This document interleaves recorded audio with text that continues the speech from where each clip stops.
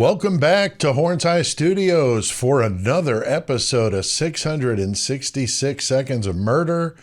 You know the deal. That means each one of these videos is less than 666 seconds or 11 minutes and 6 seconds. So not a lot of time to waste. Let's get right in it. Going to Idaho once again. And I wanted to comment on the ridiculous hearing that happened on the 4th, which was Thursday. So going to talk about it. Definitely a show.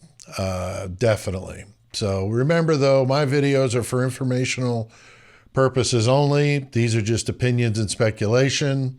I'm not saying anyone's guilty of anything, and everything I say is alleged.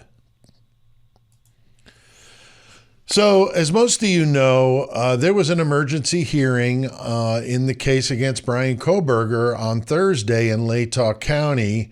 I wasn't expecting much in the way of any common sense, and this cast of clowns just didn't disappoint. It was a total blank show, in my opinion, okay? Now, I have absolutely no idea how Bryan Kohberger hasn't gone just off the wall with the incomplete fucking just total incompetence at the expense of the taxpayers of Latah County. Now, of course, Bryan has a lot more than money riding on the outcome of this case. At best, he's going to lose years of freedom and most likely an end to the career path that he had chosen. At worst, he'll be asked if he has any last words before the state of Idaho sits him down in front of a firing squad. I know that's harsh, but that's the truth. Now, as true crime consumers, we want to see, some element of common sense, in this high profile a case as this. But we're not seeing anything of the sort. What we are witnessing is a bunch of egos bumping into each other in some crowded room with what appears to be a predetermined set of events. For the first time since I've followed this trial or this case, I don't see how Bryan is going to get a fair trial here. And as a U.S. citizen, that should scare the crap out of all of us. Now, as I've said in the beginning, if the man is guilty, and they've got some legitimate proof of that, then let's get on with it and let's put the trial on so we can all see this stuff. Let's be transparent about it. But the biggest problem here in Latah County, that there's been anything but transparency from the get-go, and I'm not seeing that change in the courtroom, unfortunately. Now, the reason for the emergency hearing on Thursday was because of this motion filed by Bill Thompson, the prosecutor, in response to a survey that Ann Taylor, the defense attorney, hired to be done. Surveys like this are very, very common, especially in high-profile cases such as this. And the people, that did the survey do that kind of thing for a living. They've done this work in Idaho before. So what is the problem? Well, apparently, Bill Thompson's office was contacted when they claimed calls were coming into the Moscow PD that people had received these surveys by phone. Now, can someone explain to me what adult would call the police station about a survey they were given on the phone? I mean, seriously? I don't think that's true. I think that's BS. Now, like with most things surrounding this case, when you think you really, think about it, things just don't make sense, right? Like the 8-hour time delay in calling 911. But why would citizens call the police for something like that? That just doesn't make any sense. Then Detective Brett Payne on his white horse, the man with the magic knife sheath that is the pinnacle of the state's evidence, as far as we know, he'd conducted an investigation. An investigation into a phone survey that asked people about their bias about the case and what they've heard in the media. Seriously, do people call Brett Payne when somebody calls him about their car warranty? I mean, seriously. Amazingly, they surveyed 400 people in the county. And oh no, I heard that. I thought, not the 400 people again. Don't even get me started talking about 400 people. But if I were to guess here, I'd say one of those 400, or maybe a handful, called Bill Thompson about this survey just to see if he knew anything about it. And I think once Bill heard that they were asking questions about media bias and trying to see if the person believed some of the misinformation that had gotten out there, he just didn't like that. He didn't like it because the company who did that survey said Latah County was biased. Now, any one of us could have told him that. Could have saved those taxpayers an awful bunch of a big pile of money. I'm sure of that. Now, I also think that Bill Thompson didn't like that he didn't come up with the questions himself. I think Judge had the same sentiment.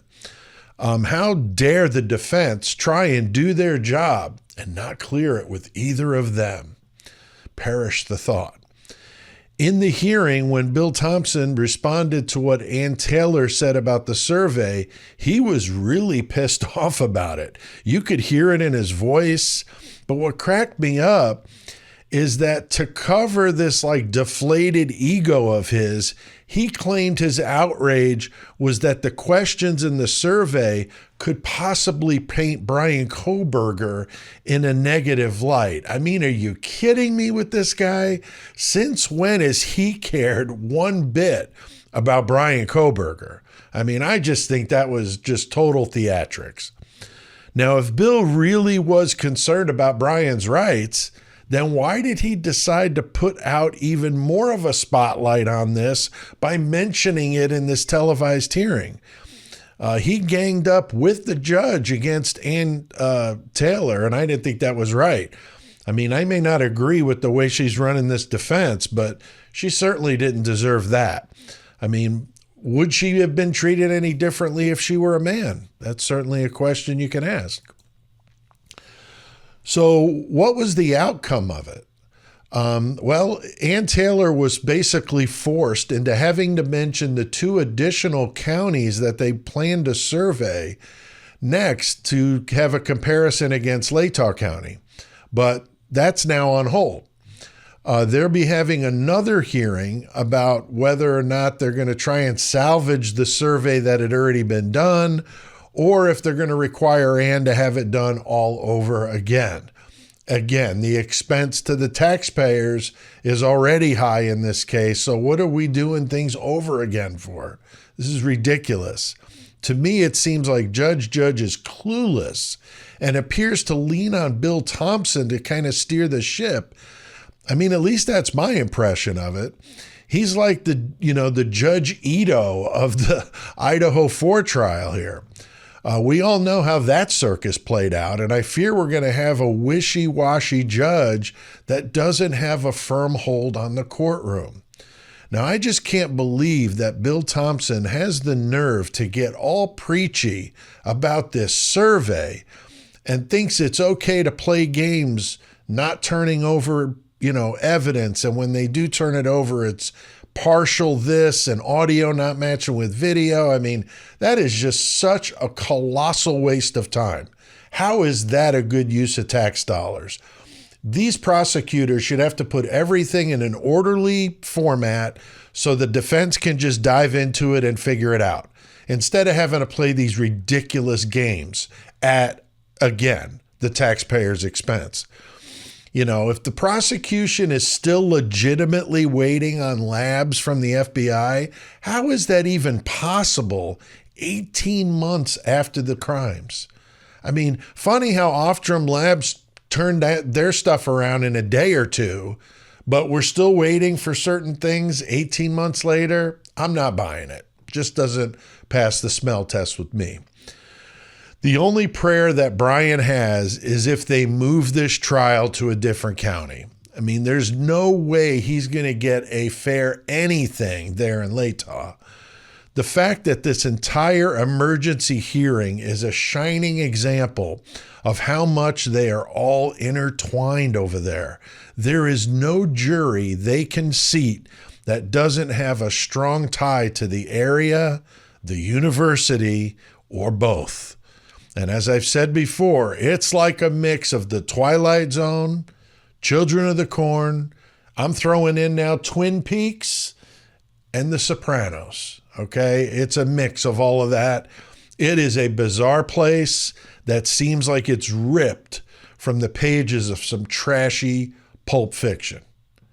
So what do you guys think about this? Am I off base? What's going on over there? I want to say thank you, though, to my friends of the Horns High Club. You guys are awesome. I appreciate your support, and I appreciate the support of everybody that watches these videos. We'll see you next time on 666 Seconds of Murder.